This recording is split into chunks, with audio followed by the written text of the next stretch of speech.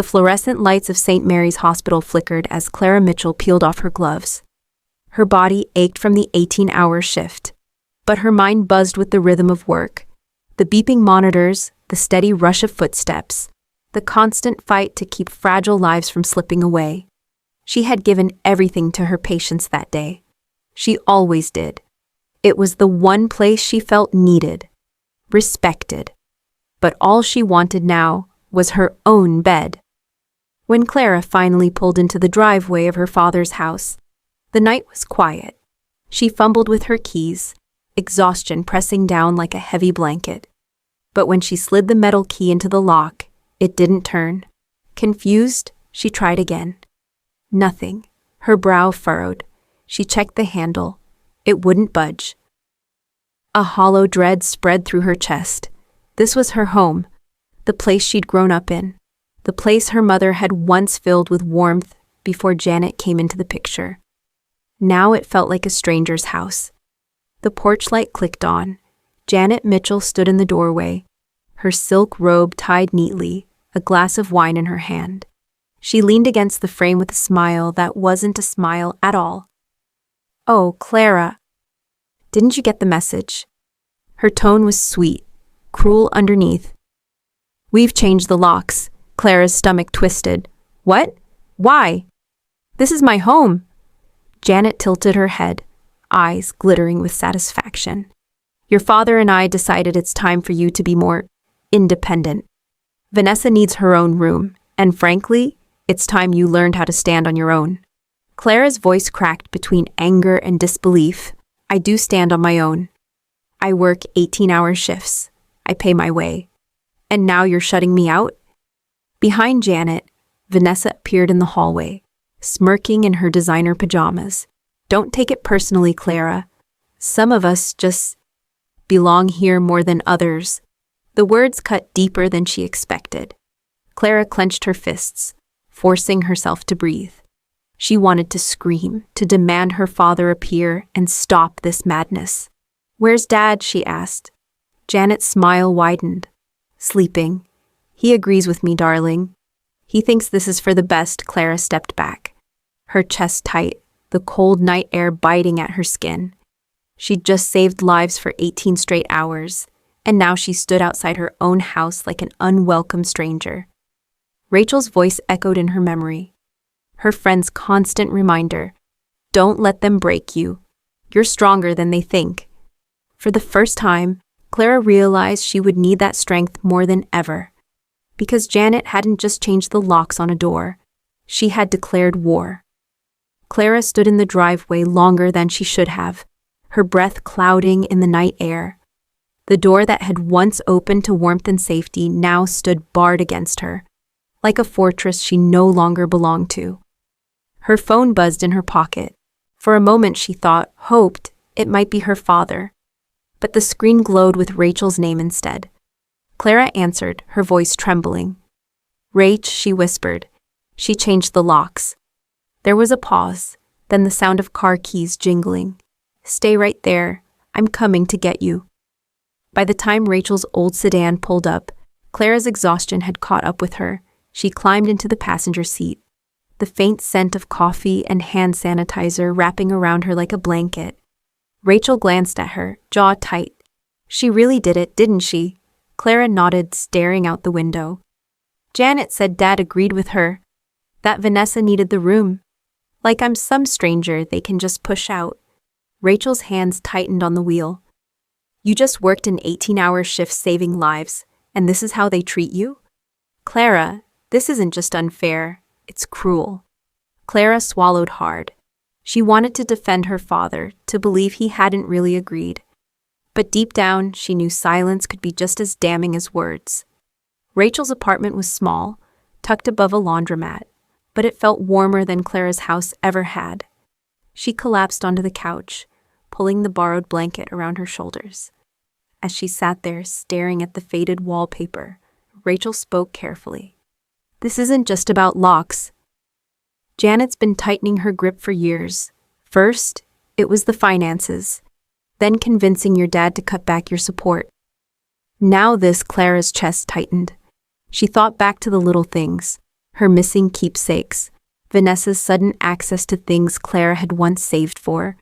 The puzzle pieces clicked together, and the picture they formed was ugly. "She's trying to erase me," Clara whispered. Rachel nodded. "Exactly. And if you don't fight back, she'll succeed."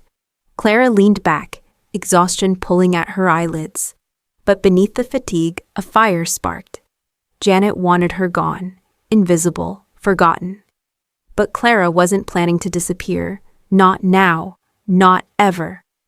The next morning, Clara stood on the Mitchell porch again, her breath fogging in the cold. She hadn't slept much at Rachel's. Every time she closed her eyes, she saw Janet's smug smile, Vanessa's mocking eyes, and the locked door between her and the life she'd built. She rang the bell. For a long time, nothing. Then finally, the door creaked open, and her father, Robert Mitchell, stood there. His hair was grayer than she remembered, his shoulders a little more stooped. But the weariness in his eyes wasn't age, it was surrender. "Dad," Clara said, voice trembling but steady. "Why? Why would you let her do this?" Robert glanced over his shoulder before stepping outside, closing the door behind him. He wouldn't even let her in. "It's not that simple, Clara," he muttered. Janet thinks, Clara snapped, anger slicing through exhaustion. "What about what you think? This is my home, my room. Mom's things are in there. You let her change the locks like I don't exist." Robert flinched at the mention of Clara's mother, but his voice stayed flat. "Vanessa needs space. She's younger. She's still dependent." Clara's chest tightened. "And what am I, Dad? Invisible? Disposable?" He rubbed the back of his neck, eyes darting anywhere but hers. "You're an adult now. You can take care of yourself. It's time you did for a moment." Clara just stared at him. The words weren't cruel in tone, but they were sharper than any knife. This wasn't the father who once taught her to ride a bike, who once held her hand when she was scared of thunderstorms. This was a man who had surrendered to Janet's control. "Tell me the truth," Clara whispered. "Do you even want me here anymore?" Robert's silence said more than words ever could. Behind the door, Vanessa's laughter rang out, bright and mocking. Janet's voice followed, sweet as honey, but meant to sting. "Don't keep her waiting too long, Robert. She'll get the message eventually." Clara stepped back, her throat tight, her heart splintering. She had hoped foolishly that her father would stand up for her. But his silence had spoken loud and clear. She wasn't just locked out of the house, she was locked out of his heart. As she walked away, a single thought burned in her mind, steady and unshakable. If they wanted her gone so badly, fine. But when she came back, it wouldn't be as the daughter begging for scraps of love. It would be as the woman they'd regret underestimating. Clara sat at Rachel's small kitchen table, a chipped mug of coffee growing cold in her hands. Outside, the city buzzed awake, but inside, silence pressed heavy. She hadn't been back to the house since her father shut the door in her face. Every memory of that moment cut deeper than the one before. Rachel broke the silence first. "So what now? You can't just keep sleeping on my couch forever." Clara sighed, staring into the swirl of her untouched coffee. "I know. But if I go back, Janet wins. If I disappear quietly, she erases me." "I can't let her do that." Rachel leaned forward, eyes sharp. "Then fight back, not with shouting, not with begging. With proof, with strategy. You're a nurse, Clara. You know how to keep calm under pressure. Use it." Her friend's words settled into her chest like embers, slow to burn, but impossible to ignore. Meanwhile, across town, Janet Mitchell poured herself another glass of Chardonnay. The house gleamed, every surface polished, every detail perfect. Vanessa sprawled across the living room sofa, scrolling her phone, occasionally letting out a satisfied laugh. Janet's lips curved as she admired the spotless space. For years, Clara's presence had been a thorn in her side, a reminder of Robert's first wife, of a family history that wasn't hers to control. But now Clara was out, just as she had always planned. "She won't come back," Vanessa said lazily. "She's too proud," Janet smirked. "Good. Let her pride keep her away. By the time she realizes what she's lost, she'll have nothing left to fight for." But Clara wasn't gone. That night, after another long shift, she walked past the Mitchell house. She stayed in the shadows across the street, watching as Janet drew the curtains closed. A dull ache stirred in her chest, but beneath it, fire burned brighter.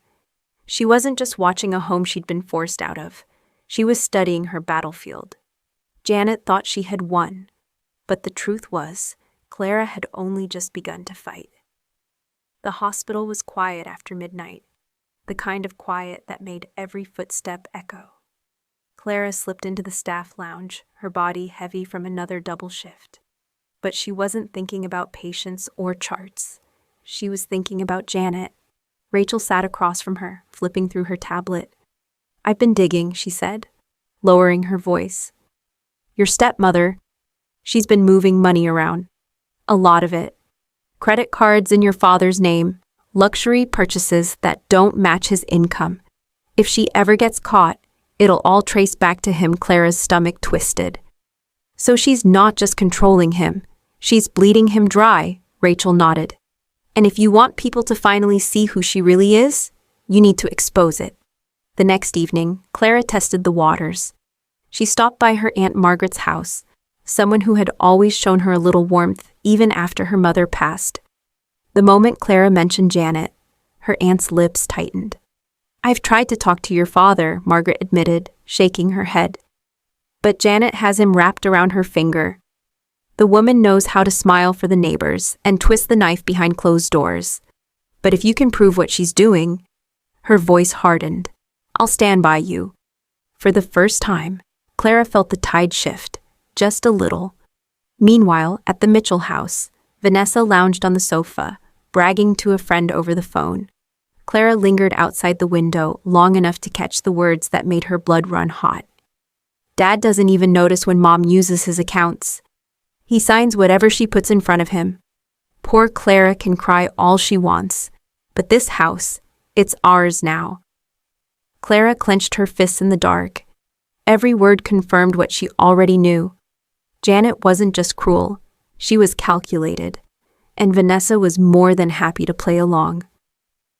Back at Rachel's, Clara laid out what she'd gathered: Rachel's financial records, Aunt Margaret's quiet support, Vanessa's careless bragging. It wasn't much yet, but it was enough to know one thing for certain. Janet's mask was cracking, and Clara was going to be the one to shatter it completely. The law office smelled faintly of leather and coffee, the kind of place where words were sharper than blades. Clara sat stiffly in the chair, clutching the folder of documents Rachel had helped her compile. Across the desk, Eleanor Brooks adjusted her glasses, eyes scanning each page with quiet intensity. When she finally looked up, her expression was cool but not unkind. "You've been through hell, Clara. And from what I see here, Janet Mitchell is walking a fine line between manipulation and fraud. If we press the right way, she won't just lose her grip on you. She could lose everything." Clara swallowed, nerves tightening in her chest. "But she's smart. She hides behind my father, behind appearances. She'll fight dirty." Eleanor's lips curved into the faintest smile. "Good. So do I." That evening, Clara walked out of the office with more than a legal plan. She walked out with purpose. Eleanor had promised to discreetly gather more records, to file motions that would force Janet's secrets into the open. It wouldn't be quick, it wouldn't be easy, but it was a weapon Clara hadn't had before. Rachel met her outside, arms crossed against the cold. "Well?" "She's in," Clara said simply, "and she thinks we can win." For the first time in weeks, Rachel grinned. "Then let's make Janet regret underestimating you." At home, Janet was sipping wine by the fire, her smile smug as she flipped through a glossy magazine. Robert sat silently nearby, staring into the flames. Vanessa prattled on about some new dress she wanted. Janet barely looked up. "Don't worry, darling. Clara won't cause us trouble. She never has the courage. But upstairs, in the quiet of her locked room, Clara's old belongings still lingered. Photo albums, keepsakes, things Janet hadn't yet tossed. Janet thought they were harmless clutter. She didn't realize they were evidence. And soon, Clara would turn every piece into a weapon.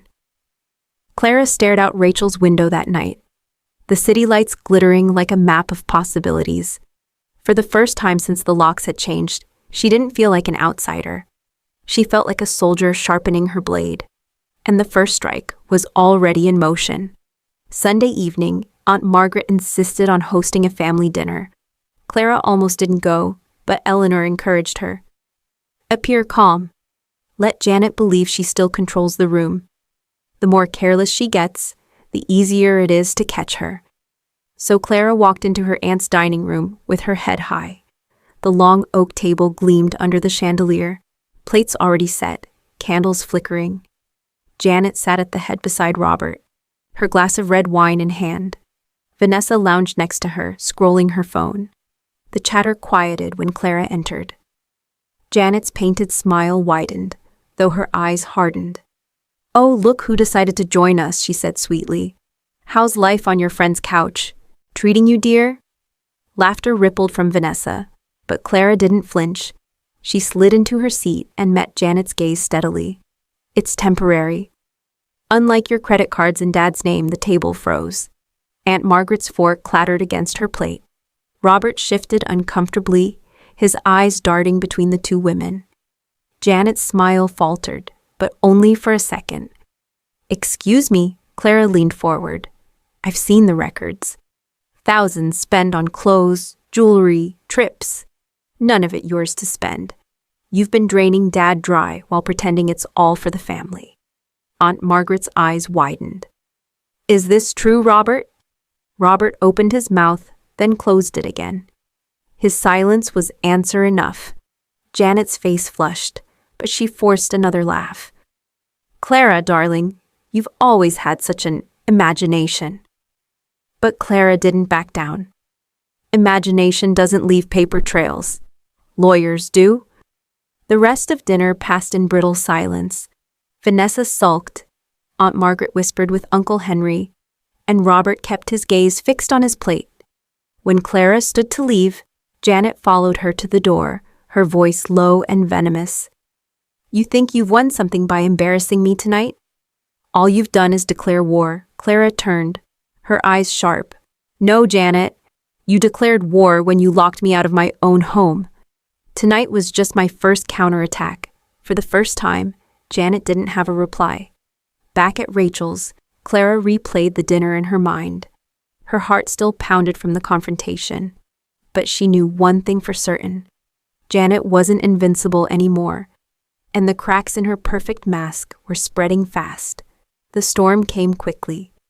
2 days after the dinner, Clara arrived at the hospital for her shift to find an envelope waiting at the front desk. Inside was a formal notice. Janet and Robert had officially removed her from the family will. Rachel frowned as Clara read it aloud. "She's panicking," Rachel said. "You rattled her at dinner, and now she's trying to erase you on paper." Clara folded the letter calmly. "Let her. A will can be changed. What matters is proving who she really is before she drains Dad of everything." That evening, Clara sat across from Eleanor Brooks in the law office once again. Eleanor tapped her pen against the desk. "She's scrambling, which means she'll get sloppy. If she starts moving bigger amounts of money, we'll catch it. But we need more than financial records. We need testimony, people who've seen what she's done." "Aunt Margaret will stand with me," Clara said firmly, "and Uncle Henry." They saw her mask slip the other night. Eleanor nodded. "Good. The more witnesses we line up, the stronger your case." Meanwhile, at the Mitchell house, Janet raged behind closed doors. Vanessa hovered nervously at the doorway as her mother paced, glass of wine in hand. "That ungrateful girl thinks she can humiliate me? In front of family," Janet hissed. "If she wants war, then war she'll have."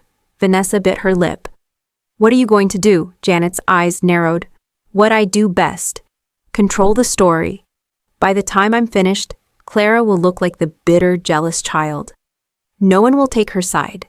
But Clara wasn't that child anymore. Late that night, Rachel and Clara sorted through a growing stack of files. Copies of bills, bank statements, receipts Eleanor had quietly subpoenaed. Each page told the same story: Janet spending recklessly, Robert signing blindly. Clara set down the papers, determination sharpening her voice. She wanted me erased. Instead, she gave me the push I needed. She doesn't realize it yet, but she's already lost. Rachel smiled faintly. And when she realizes, Clara's eyes glinted. It'll be too late. The courthouse smelled of polished wood and nerves. Clara sat at the plaintiff's table beside Eleanor Brooks, her hands clenched tightly in her lap. Rachel sat a few rows back, whispering prayers under her breath. Across the aisle, Janet swept in like she owned the place, pearls at her neck, Vanessa trailing behind with her usual smirk. Robert followed quietly, eyes hollow, as if he already knew how this would end.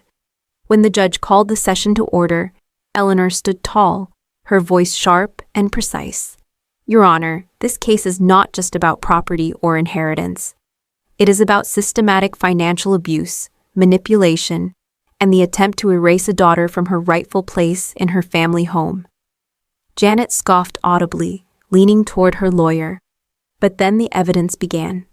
Page after page of receipts, bank statements, and signatures. Robert's name inked onto debts he hadn't realized he was signing. Photographs of Janet's lavish shopping sprees, her vacations, her endless indulgences. And then came the witnesses. Aunt Margaret spoke first, her voice steady. I've seen how Janet treats Clara. She belittles her, excludes her, makes her feel like an outsider in her own home. That dinner proved it. Janet laughed while Clara was shut out. Uncle Henry added, Robert doesn't speak because he's afraid of her. We all know it. But we also know Clara has done nothing but work hard, save lives, and fight for her place. Janet shifted, her painted confidence beginning to crack. She leaned forward, snapping at her lawyer. Stop this nonsense, Eleanor pounced on the moment. Interesting, isn't it? The woman who claims to be innocent is panicking the moment her lies are challenged.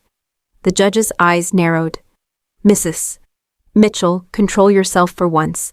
Janet had no comeback. Finally, it was Clara's turn. She rose, her voice steady though her heart pounded. I worked 18-hour hospital shifts, coming home only to find the locks changed. My stepmother told me I didn't belong. But this was never about space or rooms. It was about power, about erasing me so her daughter could replace me. She thought if she locked me out, I would disappear. But I won't disappear. Not now, not ever. Silence filled the courtroom. Eleanor placed the final stack of documents on the bench. Your Honor, the evidence is undeniable. Janet Mitchell used her husband's accounts for personal gain, manipulated his silence, and targeted his daughter. We asked the court to restore Clara's rights and to protect Robert's estate from further exploitation. The judge's gavel struck once. I'll deliver my ruling tomorrow. As they filed out, Janet's glare could have cut steel. She hissed low so only Clara could hear. You'll regret this. Clara met her gaze without flinching. No, Janet. The only one who'll regret anything is you. And for the first time, Janet looked afraid. The courthouse was hushed the next morning, every eye fixed on the judge as he entered the room. Clara sat at the plaintiff's table, her palms pressed together so tightly her knuckles ached. Across the aisle, Janet looked sharp as ever in her navy suit, but her restless fingers betrayed her fear. Vanessa whispered frantically beside her, and Robert stared at the floor, silent as always. The judge cleared his throat. After reviewing the evidence presented, it is the opinion of this court that Mrs. Janet Mitchell engaged in the unauthorized use of her husband's financial accounts, committed acts of manipulation against his daughter, Clara Mitchell, and attempted to displace her unlawfully from her family home. A murmur rippled through the courtroom. Janet's eyes widened. The judge continued, his voice firm. Effective immediately, Clara Mitchell's rights to her residence are restored. Further, due to financial misconduct, Mrs. Janet Mitchell is to be removed from any joint control of Robert Mitchell's estate. All fraudulent charges are to be investigated, and restitution will be required. The gavel struck. Court adjourned. The sound echoed like thunder. Clara's chest rose with relief, tears pricking her eyes. Rachel squeezed her hand from the gallery, whispering, "You did it."